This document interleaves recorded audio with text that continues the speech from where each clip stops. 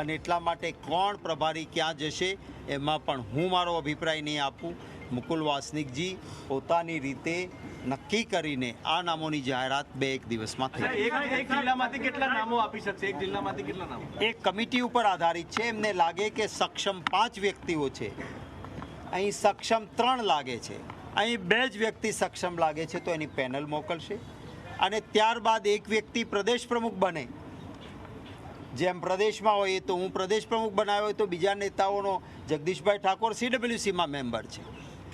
તો એ જ રીતે દરેક જિલ્લામાંથી નામો આવ્યા બાદ કોઈ જિલ્લાના પ્રમુખ બનશે તો કોઈનો પ્રદેશમાં ઉપયોગ થશે, તો કોઈનો જિલ્લાના હોદ્દેદારમાં ઉપયોગ થશે.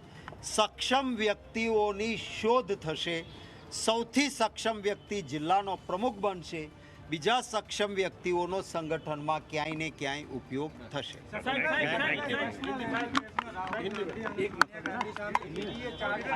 સિનિયર ઓબ્ઝર્વર, ગુજરાતના 4 ઓબ્ઝર્વર, એ 5 જણાની ટીમ બનીને 23 તારીખથી 8 તારીખ સુધીમાં બધા જિલ્લાઓનો પ્રવાસ કરશે. 3-4 દિવસ થાય, 5 દિવસ થાય કે અઠવાડિયું થાય, એ બ્લોક લેવલ સુધી કાર્યકરોને મળશે, આમ પ્રજાને મળશે.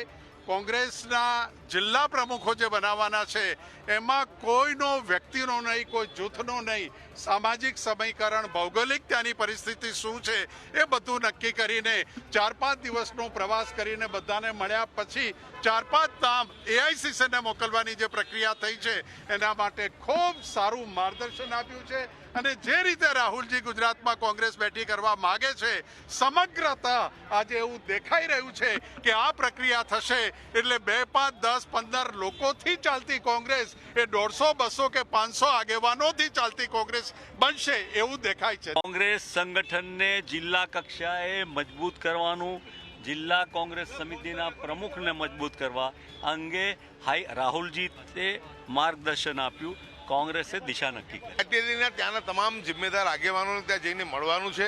પૂર્વ MLA હોય, પૂર્વ સંસદ સભ્ય હોય, પૂર્વ તાલુકા જિલ્લા પરિષદ, એટલે તમામને મળી એની સાથે ચર્ચા વિચારણા કરી જે સર્વસંમતિથી નામો આવતા હોય એવા નામો લોકોને લેવા જોઈએ. નામો ઉપસી આવતા હશે એ નામો લઈ અને એમાંથી છણાવટ કરીને 6 નામ ઓછામાં ઓછા ત્યાં આપવાના છે પાર્ટીમાં.